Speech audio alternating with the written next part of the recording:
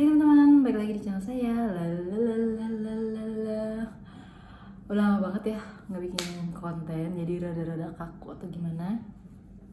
Ini aku langsung balesin yang tanya di live sebelumnya, dari Kak Siska 2475. Ada beberapa pertanyaannya banyak ini. Aku balas pas mau pulang kerja, jadi mungkin singkat aja videonya Kak. Ini yang pertama ya, katanya kalau boleh request pertanyaan aku mau nanya ya, katanya. Boleh banget ya kakak ini.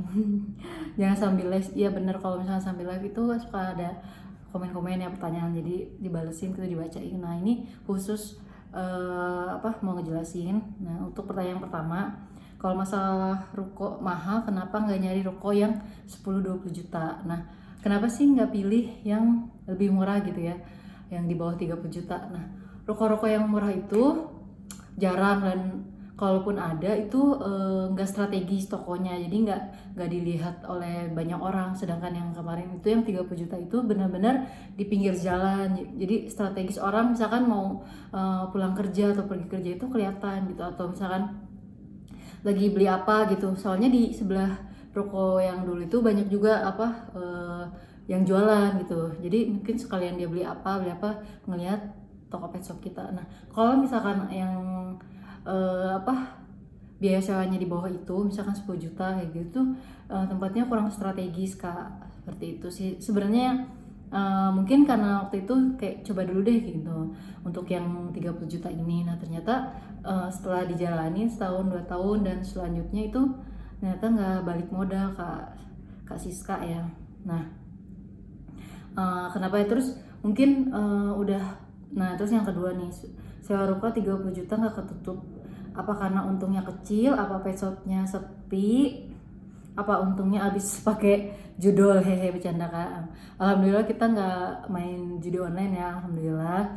Nah nggak ketutupnya kenapa ya, mungkin karena untungnya kita nggak gede-gede, karena kita juga bersaing sama pet shop lain. Jadi di sekitar toko pet shop kita itu nggak cuma kita doang pet shopnya, tapi ada beberapa yang udah besar malah ya pet shopnya, yang udah sama kliniknya, yang sama groomingnya dan lain-lain. Karena kan dulu toko pet shop saya cuman jual makanan aja dan aksesoris aja.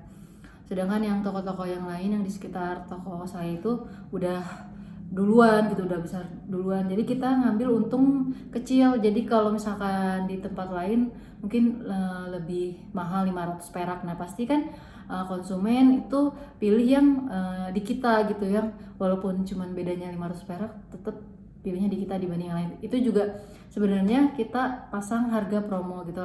Waktu awal-awal buka itu kita bikin yang paling murah gitu ya di antara toko-toko lain. Jadi kita juga survei. Jadi pas kita sebelum atau enggak misalkan udah buka tokonya nih, terus kita coba ngecek nih. Kalau bisa sih kita nyuruh teman kita, saudara kita, jangan kita gitu yang yang benar-benar jagain tokonya. Misalkan nyuruh temennya atau saudara gitu, minta tolong dong cekin harga merek A gitu, makanan merek A itu di toko ini berapa harganya. Nah nanti kita jualnya mungkin lebih rendah dari itu, kayak gitu Kak Siska. Nah terus apa lagi ya, untuk pet shopnya tuh alhamdulillah ya, dulu tuh nggak sepi. Tapi emang namanya awal jualan itu emang nggak langsung rame ya. Pernah ngerasain satu hari itu cuma satu yang beli, harganya juga cuma 15.000 waktu itu yang beli. Terus makin lama makin berkembang, itu banyak pelanggan juga. Nah kita itu sebagai yang jaganya itu juga harus ramah gitu. Kalau misalnya ada yang nanya kita jawab, atau misalnya yang tanya-tanya kayak gitu, itu juga sebagai poin plus kita ya. Jadi untuk pelanggan tuh nggak sepi ya. Alhamdulillahnya nggak lama gitu, setelah beberapa bulan tuh udah ada pelanggan. Jadi udah si pelanggan tuh kadang seminggu sekali dia rajin beli di kita, atau misalnya sebulan, paling lama kan sebulan sekali ya, tapi ada yang 2-3 hari itu belanja lagi di kita, kayak gitu Kak Siska. Nah terus yang mungkin terus yang ketiga ya, maaf ya Kak, toko kakak bangkrut gara-gara sepi peminat atau karena masalah pribadi aja.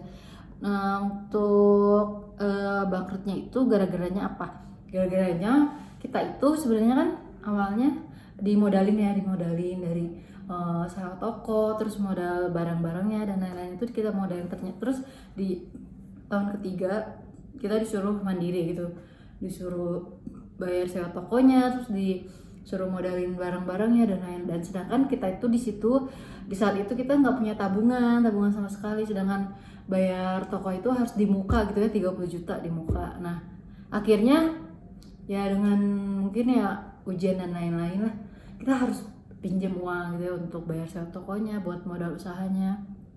Nah dari situ mulai permasalahan gitu ya, permasalahan pribadi dan lain-lain lah. Dan jadinya tokonya sepi gitu. Sepinya tuh bukan karena pelanggannya tapi produknya tuh jadi kosong-kosongan kayak gitu deh Kak. Terus manajemen keuangannya juga kita nggak bagus gitu, stock of name-nya juga kurang bagus kayak gitu Kak Siska. Nah terus yang terakhir, yang keempat, apakah sekarang masih recommended atau tidak kalau mau usaha pet shop karena bersaing dengan online? Sebenarnya sih mau dibilang rekomen atau enggak, kalau aku sih sebenarnya suka banget ya dulu waktu pas buka pet shop gitu, jadi tahu tentang, dan emang suka kucing juga kan. Nah kalau sekarang ya kalau misalkan bersaing sama online tuh emang rada susah juga ya Kak, karena kalau saya lihat di online tuh harganya benar-benar paling murah gitu. Sedangkan kalau kita beli di distributor ya, misalkan aku dulu inget banget harga Whiskas itu satunya kan beli 12 piece ya satu gitu. Kalau satuannya nih di persatuannya itu dia 4.500-an, pokoknya 4.000 ke atas gitu. Sedangkan kalau misalkan di online tuh Whiskas bisa satu piece-nya 4.000. Nah, maksudnya kok kita ngambil untungnya dari mana kalau kita misalkan kayak gitu, kan jadinya rugi ya. Dan mungkin kalau misalkan ada yang masih pengen usaha pet shop ya dicoba dulu, diusahain, terus jangan takut ini itu, kan namanya kita belum mencoba ya, usaha dulu gitu. Kita berdoa aja sama Allah semoga usahanya lancar, terus kita punya strategi gimana caranya bisa narik pelanggan kayak gitu Kak Siska. Jadi kalau misalkan dibilang rekomen gak rekomen dan bersaing sama online sih emang rada susah ya, karena kebanyakan yang online itu kan biasanya dari distributornya langsung ya, dia jualan jadi lebih murah gitu. Kalau misalkan kita banyak hal yang harus dipertimbangkan, kayak misalkan sewa toko. Kalau misalkan sewa tokonya di rumah sendiri ya nggak perlu nggak perlu bayar sewa toko, cuman kan susah ya kalau apalagi kalau rumahnya di gang-gang gitu kan tidak terlihat oleh masyarakat luas, oleh orang-orang yang lewat kayak gitu Kak Siska. Nah terus makasih ya Kak, maaf kalau nanya panjang-panjang. Iya nggak apa-apa Kak Siska, makasih juga ya udah komentar gitu ke live aku yang barusan tadi pagi. Terus nggak ada yang bikin kesel. Nah terus soalnya cuman konten kakak yang benar-benar cerita keluh kesahnya. Kalau konten yang lain yang diceritain cuman yang enak-enak sama untungnya aja, tapi masalah-masalahnya nggak diceritain. Makanya sekarang banyak banget yang buka pet shop tapi nggak pada tahan lama gara-gara tergiur konten. Nah ya benar tuh, kalau misalkan itu yang saya rasain langsung kayak gitu Kak. Jadi emang mungkin awal juga pahit ya, terus kesana makin lama ya lumayan. Tapi ya gitu, karena belum pernah gitu ya, belum ada pengalaman jadi seorang wirausaha gitu, buka pet shop baru pertama kali, jadi kayak gitu. Dan sama beda persepsi juga sih sama dulu ya, misalnya sama mantan suami dan lain-lain lah. Pokoknya banyak perbedaan ini tuh, udahlah nggak bisa lagi ditani kayak gitu Kak Siska. Makasih ya, ini aku nanti langsung upload dan nggak ada edit-editan, mungkin lagu-lagu dikit lah gitu ya backgroundnya daripada sepi banget kayak gitu. Makasih ya Kak Siska udah komentar dan ini aku jawab ya, dan mungkin ada beberapa pertanyaan juga boleh di kolom komentar. Terima kasih, jangan lupa untuk di subscribe, like, dan share-nya. Dadah.